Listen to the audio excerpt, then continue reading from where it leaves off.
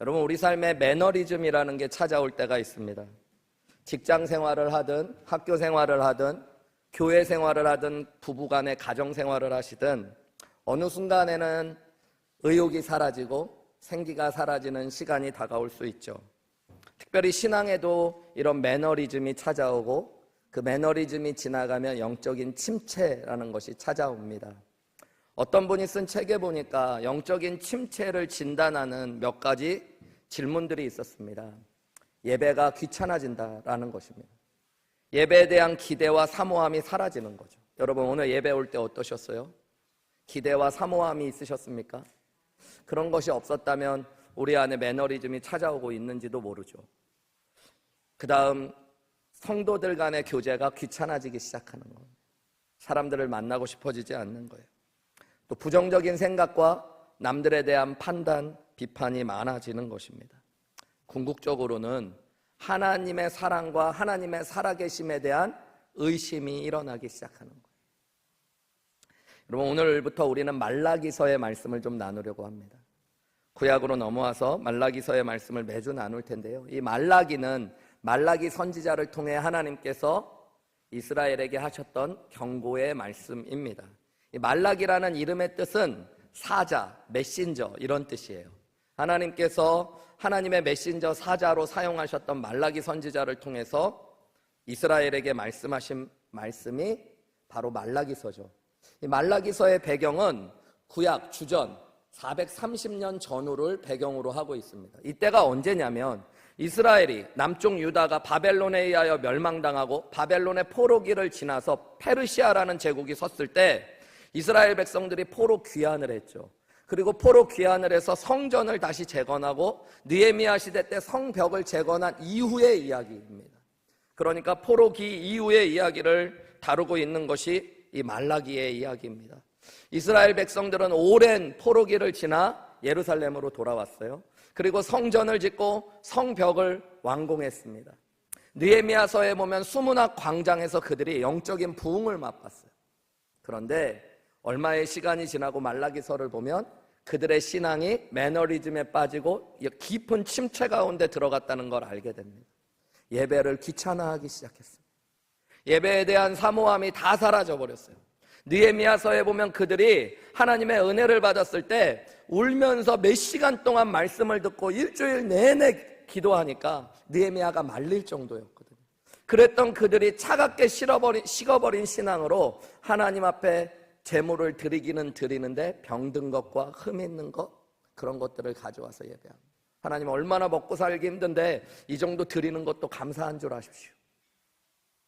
하나님, 예배 안 빠지고 나오는 게 어디입니까? 뭘 얼마나 더 기대하십니까? 하나님이 뭐라고 말씀하시냐면요, 누가 성전 문을 좀 닫아줬으면 좋겠다. 그것이 말라기의 말씀입니다. 여러분, 우리는 말라기서를 읽으며 나의 모습을 돌아볼 수 있는 시간들이 좀 필요합니다. 내 안에 하나님께서 다시 회복시키시고 싶은 은혜가 있지 않은지를 돌아보셔요. 말라기의 모습을 통해 나를 볼 수 있어야지 말라기서의 말씀을 앞으로 7주, 8주 동안 나누면서 여러분들이 그 은혜를 온전히 누리실 수 있을 겁니다. 1절 말씀을 한번 보실까요? 오늘 우리가 나눈 1절 말씀에 보면 여호와께서 말라기를 통하여 이스라엘에게 말씀하신 경고다라고 그래요. 여러분, 말라기서는 경고의 말씀입니다. 경고는 특징이 있어요. 하나님께서 우리의 잘못을 지적해 주시는 겁니다. 근데 경고는 여러분 아직 심판이 이르지는 않았다는 뜻입니다. 그래서 경고는 우리에게 두 가지의 길이 있다는 걸 알려줘요. 이 말씀을 어떻게 받아들이고 반응하느냐에 따라서 우리에게 아직 회복의 기회가 있다는 거예요. 반대로 우리가 이 말씀을 듣고도 우리 스스로의 모습을 돌아보지 못하고 회개하지 않으면 심판의 길로 나아가게 되어질 것이라는 말씀이죠. 여러분, 하나님께서는 이스라엘의 모습을 적나라하게 보여주시고 그들에게 회복의 길을 보여주시는데, 오늘 첫 번째로 2절부터 5절까지의 말씀에 보면 그들에게 있었던 첫 번째 경고의 메시지, 그들의 잘못된 모습을 보여주는 게 뭐냐면 하나님의 사랑에 대한 그들의 모습이 잘못되었다는 것입니다. 2절 말씀 보시면요, 하나님이 맨 먼저 이스라엘 백성들에게 이렇게 말씀하셔요. 여호와께서 이르시되 뭐라고요? 내가 너희를 사랑하였노라 이렇게 말씀해요. 여기 한글 성경으로는 사랑하였노라 라고 번역하였는데, 그래서 과거처럼 느껴지는데 원어로 보면 이 말씀은 이런 말입니다. 내가 너희를 여전히 사랑한다 라는 말씀. 그래서 개역 성경에는 예전에 사랑하노라 그냥 이렇게 번역했어요. 여러분, 한마디로 하나님은 과거에도 너희를 사랑했고 지금도 너희를 사랑하고 있다라고 말씀하시는 거예요. 우리 지난주에도 이야기 나눴지만 우리 지난주 설교가 뭐였어요, 여러분? 내가 나를 사랑하느냐. 다 까먹으셨어요? 네. 네, 여러분, 그 말씀 하면서 제가 말씀드렸잖아요. 하나님은 우리에게 정말 하시고 싶은 말씀이 한마디 있다면 그게 뭘까요? 내가 너를 사랑한다. 오늘 말라기서를 통해서도 하나님은 제일 먼저 뭐라고 말씀하셨냐면 이스라엘 백성들에게 내가 너를 여전히 사랑하노라 라고 말씀하십니다. 과거에도 그랬고 언제도 지금도 너를 사랑하고 있다라고 말씀하십니다. 그랬더니 이스라엘 백성들이 뭐라고 대답할까요? 우리 2절 말씀 중반으로 가시면 너희는 이르기를 주께서 어떻게 우리를 사랑하셨나이까 하는도다. 이스라엘 백성들이 주님이 내가 너를 여전히 사랑한다라고 말씀하시면 주님 감사합니다. 저도 주님 사랑합니다. 이런 게 아니라 뭐라고 그랬다고요? 어떻게 주님이 나를 사랑하셨는데요? 여러분, 이 이야기는 하나님이 사랑하신 방법과 정도를 알고 싶다라는 질문이 아니에요. 말라기에는 6번의 반론이 나옵니다. 하나님이 너희가 나를 멸시했다. 그럼 우리가 어떻게 하나님 멸시했는데요? 너희가 나의 것을 도둑질했다. 우리가 언제 도둑질했는데요? 그 첫 번째 반문이 이거예요. 하나님이 여전히 너희를 사랑한다라고 얘기하셨더니 하나님이 어떻게 우리를 사랑하셨는데? 저는 모르겠는데요. 저는 안 믿기는데요. 여러분, 그게 이스라엘의 문제라는 거예요. 제가 지난주에 그래서 그 설교를 했던 거예요. 여러분, 한 주간을 한번 돌아보세요. 여러분, 그 설교를 들으실 때, 그리고 듣고 나서 한 주간의 삶이 어떠셨어요? 하나님이 나를 사랑하신데 그게 너무 기뻐서, 그게 너무 감격돼서 한 주간을 보내셨습니까? 또 맨날 하나님의 사랑 이야기, 내가 아는 얘기 듣는구나, 무감각하게 무반응으로 지나가셨어요? 아니면 내 삶을 보면 하나님의 사랑이 믿겨지지 않는데 라며 하며 냉소적으로 오늘 이스라엘 백성들처럼 하나님이 어떻게 나를 사랑하셨냐고 이야기하셨습니까? 이스라엘 백성들이 포로로 돌아왔을 때 여전히 많은 남유다의 사람들은 페르시아 제국에 남아 있었습니다. 그들에게는 하나님이 언제 온전히 우리를 회복하실까에 대한 실망이 있었어요. 성전을 지을 때 학개 선지자를 통해 하나님은 나중의 영광이 이전의 영광보다 크리라고 하셨는데 역사서를 보면 성전을 짓고 그들이 울었어요. 성전이 예전에 비해 너무 초라한 거예요. 그곳에서의 드리는 예배의 영광도 초라했던 겁니다. 기대가 크면 실망이 크듯이 그들은 하나님의 사랑을 느낄 수가 없었어요. 거기다가 횡패하고 폐허가 되었던 땅을 개관하면서 가난과 어려움이 그들에게 계속 들이닥쳤습니다. 사회적으로, 정치적으로, 경제적으로 나라는 너무너무 혼란스럽고 어려웠어요. 먹고 살기 힘든 일이 날마다 반복되면서 그래도 어쩔 수 없이 예배하러 가고 제물을 드리면서 그들은 점점 하나님의 사랑을 느낄 수 없었던 겁니다. 성경 배경 주석에 보면 포로기 이후의 이스라엘의 삶을 이렇게 짧게 묘사하고 있어요. 성공적인 농업사회를 이루지 못했으며 지속적인 가뭄, 병충해의 피해로 경제적으로 어려워지고 있었던 것, 가난은 모든 유대인을 강타한 게 바로 포로기 이후의 이스라엘의 모습.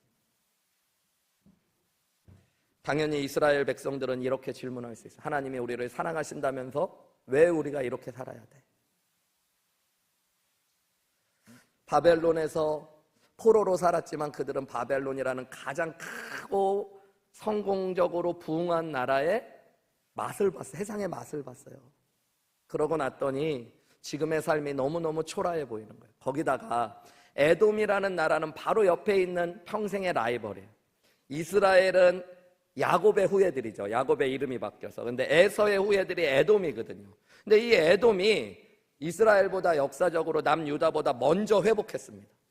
그리고 지금 430년경에는 이 에돔이 강대한 나라를 이루어서 유다 사람들을 계속 위협해요. 그러니까 여러분, 옆을 보면 하나님 안 믿는 사람들이 더 잘 사는 거예요. 더 잘 되는 거예요. 그러니까 이스라엘 백성들은 뭐라 그러는 거예요? 하나님이 나를 사랑하시는 걸 모르겠다고 이야기해요. 여러분, 우리도 그럴 수 있죠. 미국에 와서 아메리칸 드림을 꿈꾸고 했는데 한국에서보다 삶이 더 어려워져. 예배는 어쩔 수 없어서 드리는데 예배 가운데 하나님의 영광과 임재를 별로 모르겠어. 옆에 있는 사람들, 예수님 믿지 않는 사람들을 보니까 나보다 나은 것 같아. 자연스럽게 하나님 믿어봐야 아무 소용없구나. 하나님의 약속도 말씀도 내가 귀 기울여 들어도 이루어지지 않는구나. 메시아도 오지 않고 이전의 영광보다 나중에 영광이 크다고 약속하셨는데 그 일은 이루어지는 것 같지도 않고. 그러니까 그들은 하나님의 사랑의 음성 앞에서도 어떻게 반응하는 거예요? 어떻게 하나님이 우리를 사랑하셨는데? 라고 이야기하는 겁니다.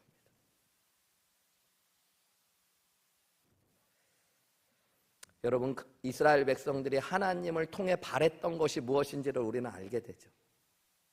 고통 없이 살아가는 것, 내 삶이 풍요로워지는 것, 평안한 것, 남들에게 지배받기보다는 지배하며 사는 것, 한마디로 성공과 평안이 그들이 바라는 것이었고 하나님을 통해 원하는 것이었던 거죠.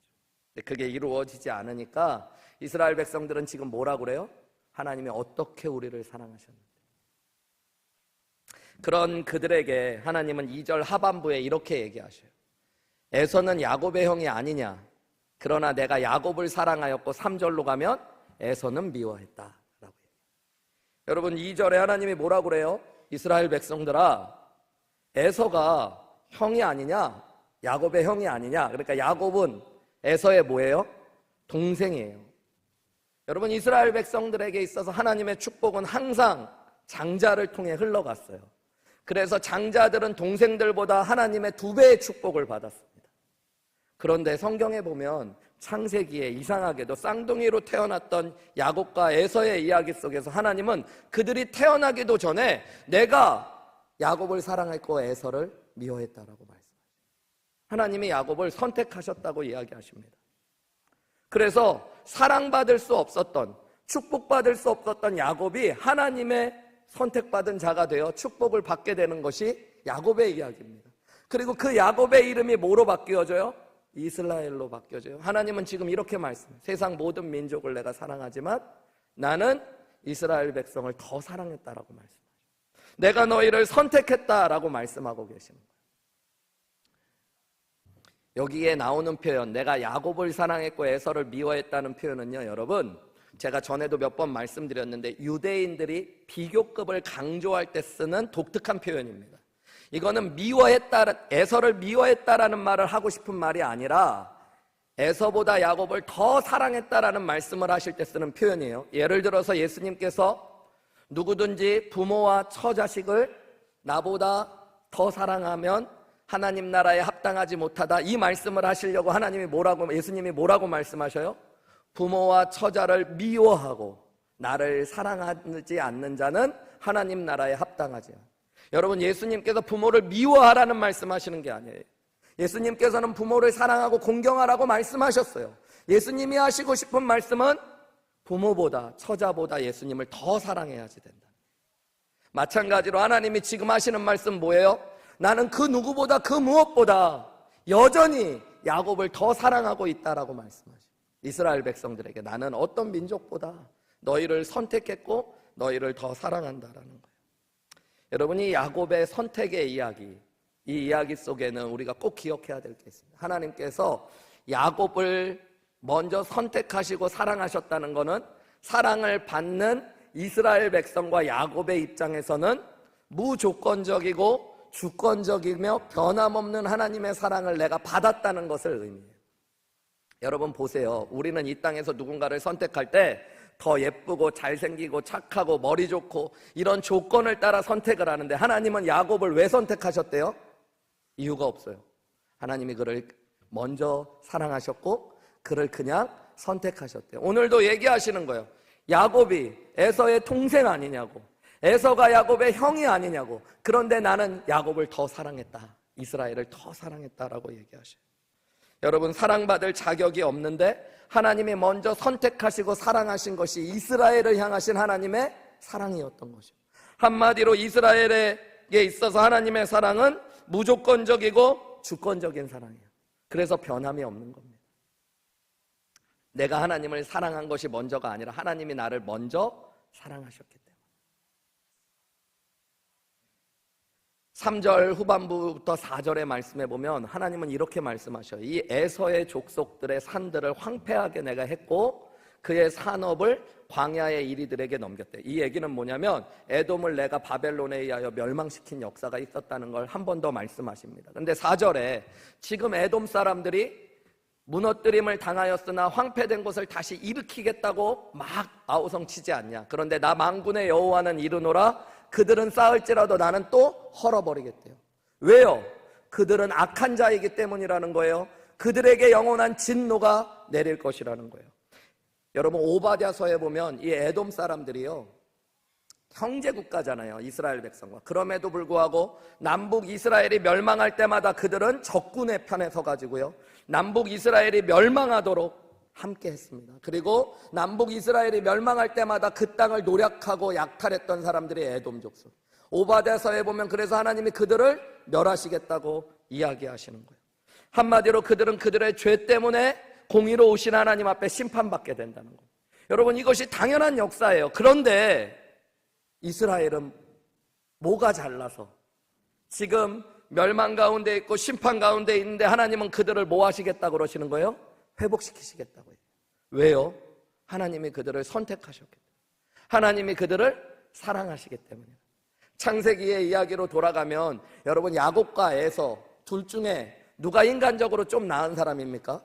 그럼 어떤 분들은 에서래. 근데 여러분 가만히 생각해보면 에서도 나을 게 하나도 없는 인간이에요. 장자의 축복을 경홀히 여기고 아버지와 말씀을 따르지 않고 자기의 눈에 맞으면 이방 여인과 결혼하기를 즐겨하고 자기를 속였다는 이유로 동생을 뭐 하려고 그러고요? 죽이려고 하고. 그러니까 에서는 복받지 못했던 거예요. 근데 여러분 야곱은 나은 게 있습니까? 아니요, 하나도 나은 게 없어요. 얌전하고 이미지는 아주 여자 같고 착해 보이는 사람이에요. 그런데 여러분 속으로는 야망과 욕심이 얼마나 가득한, 그런 게 더 무서운 인간들이거든. 네. 교회에서도 여러분 착해 보이고 부드러워 보이는데 속으로 보면 그런 사람이 더 무서워요. 네. 처음 보기에는 조금 이상해 보여도 알고 보면 좋은 사람이 훨씬 나은 거예요. 네. 근데 야곱은 여러분 보면 얌전하고 마마보이처럼 보이지만 속으로는 야망이 가득해. 아버지를 속이고 형을 속이고 삼촌을 속이고 남의 것들을 뺏고 거짓말하고. 그런데 여러분 이상하게 하나님은 야곱을 계속 만나주시고 맨날 찾아오시고 그를 다시 회복하시고 그를 넘어뜨려서라도 하나님의 사람으로 만드시고. 여러분 왜 그랬을까요? 하나님이 그를 선택하시고 사랑하셨어요. 무조건적이고 절대적인 사랑이 야곱과 함께했고 이스라엘과 함께했다는 겁니다. 오늘 하나님은 이스라엘에게 이 말씀을 하시는 거예요. 세상의 모든 민족 가운데 내가 너를 그 누구보다 더 사랑한다. 내가 무조건적으로 절대적으로 너를 사랑한다라고 말씀. 여러분 그리고 그것이 오늘 우리에게 하신 하나님의 사랑의 메시지입니다. 여러분 내가 무엇을 해서 하나님이 우리를 사랑하신 것이 아니에요. 내 모습, 내 자격이 어때서 하나님이 우리를 사랑하신 것이 아닙니다. 내가 주님을 사랑하기도 전에, 내가 무엇을 하기도 전에 하나님이 나를 더 사랑하셨다라고 하나님은 말씀하셔요. 지금도 하나님은 나를 여전히 사랑하신다. 우리가 아직 죄인 되었을 때 그리스도께서 우리를 위하여 죽으심으로 하나님께서 우리에게 대한 자기의 사랑을 확증하셨습니다. 여러분 그러니까 이스라엘의 입장에서 하나님의 사랑은 변함없고 하나님의 주권적인 사랑이며 내가 하나님 앞에 어떻게 하느냐와 상관이 없는 거예요. 그리고 우리 입장에서는 이해할 수 없는 사랑. 여러분 하나님의 이 사랑을 은혜라고 이야기하는 거예요. 받을 자격이 없는 자에게 아무 공로 없이 주어지는 절대적이고 무조건적인 하나님의 사랑. 그것을 은혜라는 특별한 말로 표현하는 거예요. 여러분 우리가 예수님을 믿었다면 우리가 다 은혜를 받은 자입니다. 에베소서 2장 8, 9절 말씀 우리 소리내서 읽어볼까요? 뭐라고 그래요? 너희는 그 은혜에 의하여 믿음으로 말미암아 구원을. 여러분 우리 가운데 은혜로 구원받지 않은 사람은 아무도 없다는 거예요. 내가 구원받았다면 다 뭐로 구원받은 거예요? 은혜로, by grace, through faith. 믿음을 통해서지만 여러분 은혜에 의하여 구원받은 거예요. 이 구원은 우리에게서 난 것이에요? 아니에요. 우리에게서 나올 게 하나도 없어요. 하나님의 그저 선물인 거예요. 9절 말씀은 뭐라고 그래요? 행위에서 난 것도 아니라는 거예요, 여러분. 그래서 구원은 누구도 자랑할 수, 감사하고 찬양해야 될 일들인 거죠. 여러분, 우리가 구원받았다는 건 이 하나님의 절대적이고 변함없고 이해할 수 없는 사랑을 받았다는 겁니다. 그래서 그 사랑은 흔들리지 않아요. 그 사랑은 변하지 않아요. 요한복음 6장 44절 말씀도 같이 읽어볼까요? 시작. 나를 보내신 아버지께서 이끄지 아니하시면 아무도 내게 올 수 없으니 오는 그를 내가 마지막 날에다. 여러분, 예수님 말씀하셨어요. 우리가 하나님 앞에 와서 하나님 믿게 된 건 하나님께서 우리를 이끌어 주셨기 때문에, 내가 믿은 게 아니에요. 여러분, 그래서 이게 은혜예요. 하나님의 주권적이고 무조건적인, 하나님의 우리를 이끌어 주신 거예요. 우리 입장에서는 이 은혜가 값없이 주어졌지만 여러분, 하나님 입장에서는 아들을 주시기까지 사랑하셔.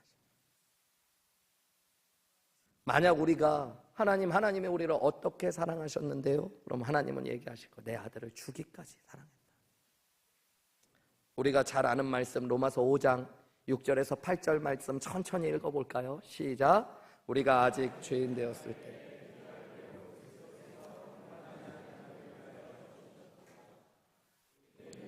죽는 자가 쉽지 않고 선인을 위하여 용감히 죽는 자가 혹 있거니와, 우리가 아직 죄인 되었을 때 그리스도께서 우리를 위하여 죽으심으로 하나님께서 우리에게 대한 자기의 사랑을, 여러분 믿으십니까? 하나님이 우리를 이렇게 사랑하셨대요. 세상에서 의인을 위하여, 선인을 위하여 죽는 사람이, 대신 죽는 사람이 혹 있을 수 있지만 여러분, 악인과 죄인을 위해 죽어주는 사람은 없습니다. 그런데 우리가 아직 죄인 되었을 때, 우리가 경건치 않을 때, 우리가 연약할 때 하나님께서 우리를 위하여 죽으셨습니다. 그 아들을 주셨습니다. 여러분, 이 사랑을 알 때 우리의 신앙이 다시 회복할 수 있는 거예요. 반대로 이 사랑이 믿어지지 않을 때 우리 신앙이 문제가 있는 거예요. 이스라엘 백성들은 하나님의 사랑을 들으면서 계속 뭐라고 그래요? 어떻게 하나님이 우리를 사랑하죠? 여러분, 우리는 모두가 다 하나님 앞에 죄인들이에요. 사랑받을 수 없는 자들입니다.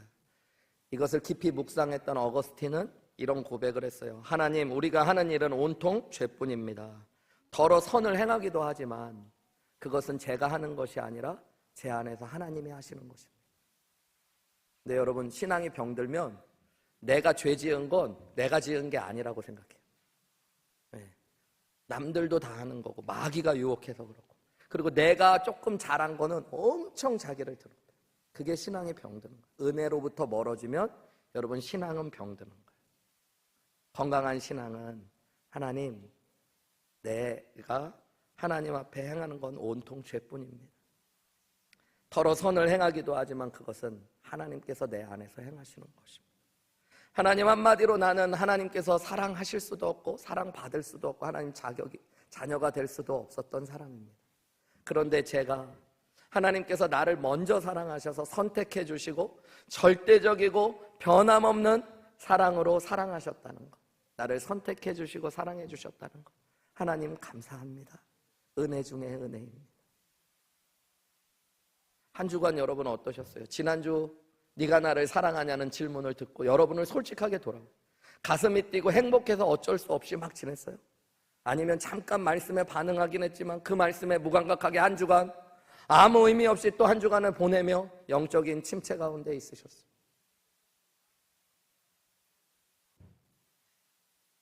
여러분, 우리 입장에서 하나님의 사랑은 이해할 수 없는 사랑, 도무지 이해할 수 없어서 감사와 감격밖에 할 수 없는 게 신앙이라는 것입니다. 어느 초등학교 선생님이 아이들에게 이렇게 질문했대요. 야, 부모님이 우리들을 왜 사랑하실까?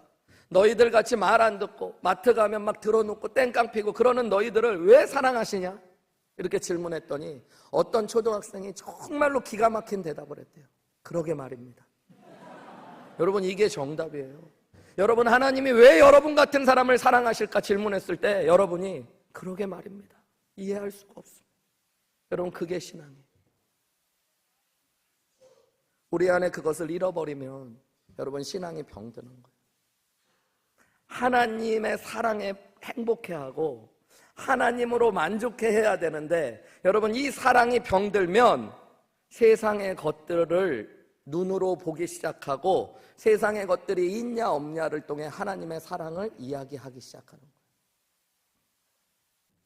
하나님의 사랑받음이 그저 행복해야 되는데 여러분 그 행복을 잃어버리니까 세상의 것들이 있네 없나를 가지고 내 삶이 행복하네 아니네, 다른 사람들을 부러워하고 현실에 대한 불만이 생기고 반감이 생기는 거죠. 여러분 사랑이 식으니까 헌신도 사라지고 눈거리고 아웅하듯이 쥐어짜며 신앙생활 하는 거예요. 불평과 원망이 가득하고 비교하고 예배는 형식적으로 치우쳐지기 마련이고 여러분 그것이 말라기 시대의 이스라엘 백성들의 모습이에요. 저와 여러분의 모습을 돌아보셔야 돼요. 여러분 한국 교회가 지금 많은 위기를 겪고 있다라고 한국에 갔더니 많은 분들이 이야기하시더라고요. 한국 교회가 물론 급성장을 하면서 여러 문제도 있었고 잘못도 있었습니다. 그런데 저는 한국 교회의 가장 큰 문제는 하나님을 향한 사랑을 잃어버린 것이라고 생각해요. 여러분 한국 교회가 부족하지만 전 세계 어디에 내놔도 부끄럽지 않을 만한 장점과 열심이 있었어요. 여러분 예배를 얼마나 열심히 드렸는지 몰라요. 그죠? 한국 교회에 새벽 예배 없는 교회가 없었어요. 근데 요즘엔 새벽 교회 없는 교회가 너무 많더라고요. 제가 몇 군데 목사님들을 만나고 얘기했는데 토요일 날 새벽 예배부터 없어지더라고요. 왜 없어질까요? 금요일 날 기도해야 되니까 우리 없앱시다. 없애요. 월요일 날은 목사님들 쉬시니까 없앱시다. 없애요. 그러다 보면은 일주일에 3번 기도하니까 가끔 특세하지 매일 하지 말고 집에서 예배 드립시다. 없애고 다 새벽 기도들이 없어요. 주일날 저녁 예배 있는 교회가 거의 없어요. 이제는 예전에는 다 저녁 예배 드렸거든요. 주일날도. 근데 이제는 오후 예배로 갔다가 오후 예배도 가정에서 드리래. 근데 가정에서 드리라 그러면 드리는 교인이 없어요. 여러분. 예배가 없어져요. 그냥. 예전에는 수양회나 부흥회를 하면 여러분 주일날 예배 오시던 분들보다 더 많은 분들이 왔습니다. 안 나오던 교인도 데리고 오려고 노력하고 우리 교회 교인 아닌 사람들도 오라고 그래서 예배를 드렸어요. 그런데 요즘에는요 여러분 우리 한우리교회도 그래요. 행사를 해도 주일날 예배만큼 사람들이 안 와요. 여러분 정말 저는 미스테리예요. 아니 평일날만 그러는 게 아니라 금토주일 부흥회하면 부흥회하는 주일만이라도 더 와야 되잖아. 근데 그 주일은 더 하나요 여러분, 평상시 주일보다. 그래서 제가 엄청 고민에 빠졌었어요. 내가 주일날 설교를 너무 잘해서 그러나 자기 위안을 삼는데 그것만은 아닌 것 같아요. 우리 안에 열심히 사라졌어요. 예배를 빠질 수 있으면 빠지고 싶어지는 거예요. 예전에는 드릴 수 있으면 어떻게든 드리려고 그랬는데 여러분 그것이 그냥 예배에 대한 열심만이 식은 것이 아니라 하나님을 향한 사랑이 식은 것일 수도 있다. 저의 부모님도 그랬지만 제가 어려서부터 교회를 다니면서 수없이 들었던 얘기는 많은 분들이 집을 팔아 교회를 지었어요. 근데 요즘엔 너무 말만 잘해요. 성전 없는 교회가 좋은 교회다. 헌금 내기 싫으니까. 여러분 헌금을 내야 된다, 건축을 해야 된다는 얘기 하는 거 아니에요. 근데 우리의 열심이 식은 것이 주님을 향한 사랑이 식은 걸 수 있어요. 여러분 부부가 사랑하면 문제는 다 해결돼요. 그죠? 사랑이 식으면 의무만 남아요. 섭섭함만 남아요. 비교하고 판단하기 시작해요. 옆집 남편은 어떤데 저떤데. 여러분 교회를 다니면서도 여러분의 모습에 물론 우리 교회에 부족함이 있을 수 있어요. 그렇지만 여러분의 신앙을 정직하게 돌아보셔야 돼요. 하나님이 지난주에 여러분을 사랑한다고 말씀하셨는데 내가 어떻게 반응했는지 오늘 돌아보는 게 정직한 내 모습입니다. 아닌 척해도 여러분 우리의 사랑은 이미 식어버렸는지도 몰라요. 오늘 집에 가서 남편과 아내에게 한번 이렇게 질문해 보세요. 여보 나 정말 당신 사랑해. 아내가 어떻게 반응하는지 보세요. 쓸데없는 얘기하지 마. 밥이나 처먹어. 그런 문제 되는 거예요 여러분. 네. 너무 고마워. 나도 당신 너무 사랑해. 이래야 되거든요. 여러분 주님이 말씀하셨는데 지난주에 한 주간 여러분의 마음이 어떠셨냐고요. 그게 너무 행복해하죠. 여러분 인간이 누군가를 너무 사랑한다는 사람의 고백을 들어도 우리가 가슴이 설레고 행복한데 가만히 생각해 보세요. 만유의 창조자이신 주님, 거룩하신 그분이 죄인 중에 죄인이고 피조물인 나를 죽기까지 사랑하셔서 여전히 사랑하시고 지금도 사랑하신다는 그 말씀이 여러분 어떻게 안 설레일 수가 있어요? 설레이지 않는 우리의 심령이 얼마나 병들었는지를 우리는 돌아보셔야 돼요. 여러분, 그 말씀 앞에 우리가 정말로 다시 감격하기 시작하면 예배를 회복하라고 얘기 안 해도 예배가 회복되기 마련입니다. 기도를 열심히 하지 말자 그래도 기도가 회복되기 마련이에요. 삶이 회복되고 하나님의 은혜와 축복으로 다시 나아갈 수 있는 것입니다. 한국에 있을 때 저희 막내딸이 이런 질문 하더라고요. 아빠, 내가 사랑하는 사람하고 결혼하는 게 좋은 거야? 나를 사랑하는 사람하고 결혼하는 게 좋은 거야? 그러더라고요. 너무 희한한 질문을 해서 너 왜 그런 질문하냐? 내가 그랬더니 초등학교 때 할머니 보고 얘네가 9년 만에 한국을 갔거든요. 그랬더니 대학생이 되고 온 손주를 보시면서 외할머니가 이런 얘기를 했대요. 야, 너 좋아하는 사람 쫓아다니며 연애하고 결혼하면 불행하다. 너 쫓아다니고 너 좋아하는 남자랑 결혼해야지 행복하다. 이런 얘기를 했다는 거예요. 그래서 얘가 저한테 그런 질문한 거예요. 그래서 제가 그랬어요. 그럼 그 남자는 도대체 무슨 죄냐? 얼마나 이기적이에요. 그죠? 자기는 사랑만 받기 원하는 거 아니에요? 여러분, 근데 우리가 그렇게 신앙생활 하잖아요. 주님은 날 사랑해 주기만을 바라고. 우리 아이에게 그랬어요. 너를 먼저 사랑하고 더 사랑하는 사람 만나는 건 좋은데 너도 그 사람 진짜 사랑할 수 있어야지 행복한 거예요. 맞아요, 여러분? 여러분, 신앙이 그래야지 행복한 거예요. 여러분, 우리는 다 그 사랑을 받은 거죠. 나보다 먼저 나를 사랑하셔서 나보다 더 나를 사랑하시는 주님을 내가 진짜 사랑해야 행복함을 느껴요. 여러분, 그러면 행복이 무엇인지를 알게 돼요. 궁궐이나 초막이나 내 주 예수 모신 것이 그 어디나 하늘나라가 돼요.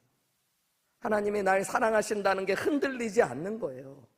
내가 조금 불편하고 어려워졌다고 하나님이 어떻게 나를 사랑하셨는데요? 라고 이야기하지 않는다.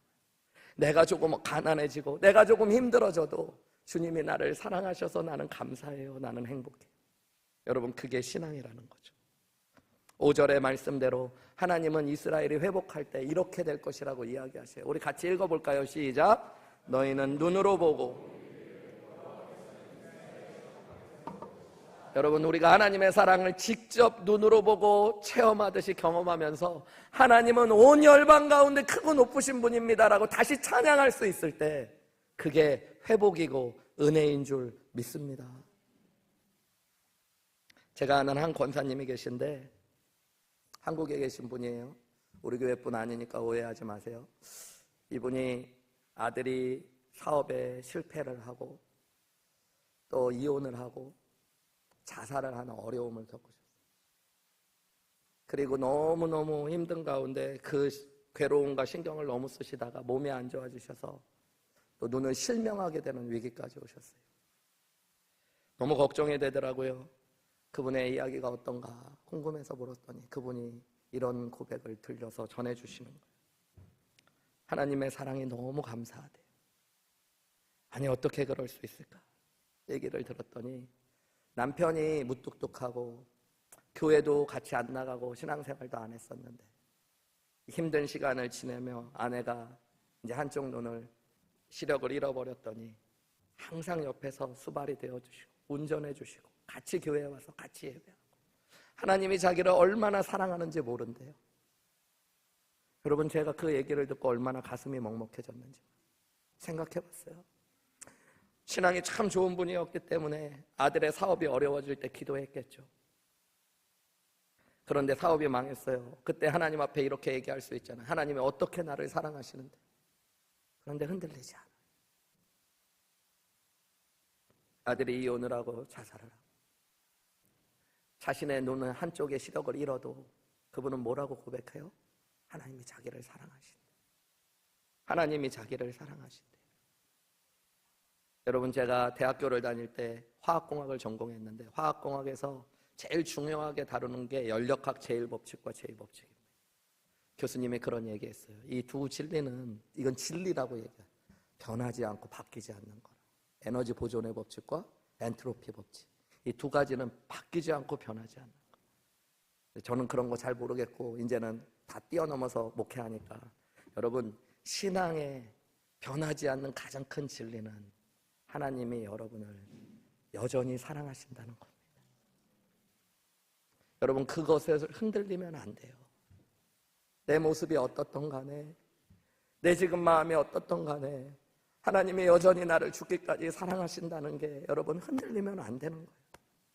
그것이 날마다 감사하고 감격되고 우리의 입술을 통해 증거될 때 여러분, 우리가 살아있는 교회 신앙인으로 서 있다라고 이야기할 수 있는 겁니다.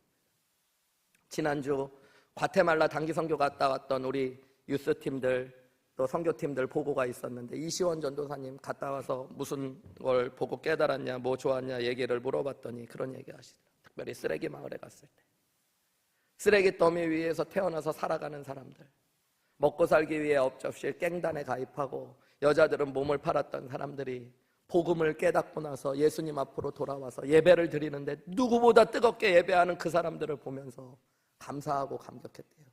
여러분, 뭘 감사해야 됩니까? 쓰레기 더미 위에서 태어나서 지금도 가난하고 먹고 살 게 없으면 하나님 앞에 이렇게 얘기해도 되잖아요. 뭘 하나님이 사랑하셨냐고, 어떻게 하나님이 우리를 사랑하셨냐고. 근데 그게 아니라 날 구원하기 위해 이 땅에 오신 예수님을 찬양하고 예배하며 하나님을 사랑하는 사람들. 여러분, 그게 뭐예요? 그게 신앙이다. 그게 살아있는 믿음이라고요. 여러분, 믿음이 흔들리고 하나님 앞에 우리가 하나님 어떻게 우리를 사랑하셨습니까? 물으시면 하나님은 예수 그리스도를 보여주십니다. 내가 너희를 이렇게 사랑했고 지금도 이렇게 사랑한다. 1700년대에 독일 드레스덴에서 태어났던 니콜라스 루드비히 진젠도르프라는 분이 계셨어요. 이분이 아주 엄격한 기독교 가정에서 태어나서 기독교를 교리로 배우고 종교인으로만 신앙생활을 하셨었습니다. 18세가 되던 1719년 5월 22일 날 독일에 있는 뒤셀도르프라고 하는 미술관에 갔다가 어느 그림 하나를 봐요. 그리고 그 그림 앞에 무언가 얻어맞은 사람처럼 멈춰서서 4-5시간 동안 동상처럼 서 있게 됩니다. 시간이 지나가면서 눈에서 눈물이 줄줄줄줄 흘러나와요. 그 그림이 이런 그림이었습니다. 앞에 보여주실 텐데요. 이 그림은 도메니코 페티라는 분이 그린 이 사람을 보라, 에코 호모라는 그림. 이 그림 아래는 이런 글이 적혀 있었다고 합니다. 나는 널 위해 이것을 했건만 너는 날 위해 무엇을 했느냐. 그는 처음으로 나중에 이야기해요. 자신을 죽기까지 사랑하신 하나님의 사랑, 예수님 앞에 진짜로 서본 첫날이었다고 그래요. 한참을 그림을 보고 눈물을 흘리던 진젠도르프 백작은 무릎을 꿇고 울면서 이렇게 고백했습니다. 오랫동안 당신을 사랑한다고 생각했지만 당신을 위해 어떤 것도 행하지 않았습니다. 당신의 사랑을 알지도 못했고 사랑하지도 않았습니다. 지금부터 나는 당신을 사랑하며 당신이 이끄는 것은 어떤 것이라도 행하겠습니다. 그가 자신의 영지에 수많은 종교적 억압받는 사람들을 모으고 모라비안 교회를 설립하고 전 세계 70여 곳에 600명 이상의 선교사들을 파송하는 일을 10몇 년 만에 이루어 갑니다. 그와 함께 신앙생활했던 사람들은 오직 하나님의 사랑을 알고 사랑하기로 결심해요.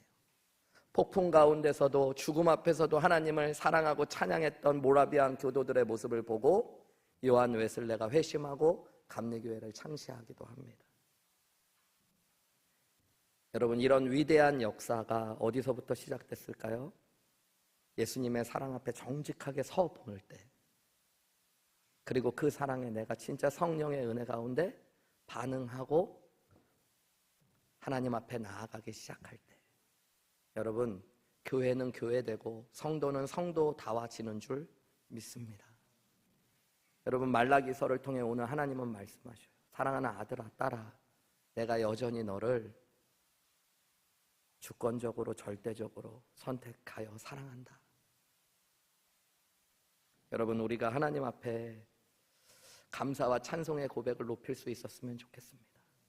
하나님이 어떻게 우리를 사랑하셨냐고 반문하고 또 그 사랑에 무감각하게 또 한 주간을 지나가지 않았으면 좋겠습니다. 내 신앙이 혹시 병들지는 않았는지 돌아보시면서 하나님의 오늘 말씀이 마지막 경고처럼 들리실 수 있는 귀한 은혜가 저와 여러분 가운데 있으시기를 주님의 이름으로 축원합니다.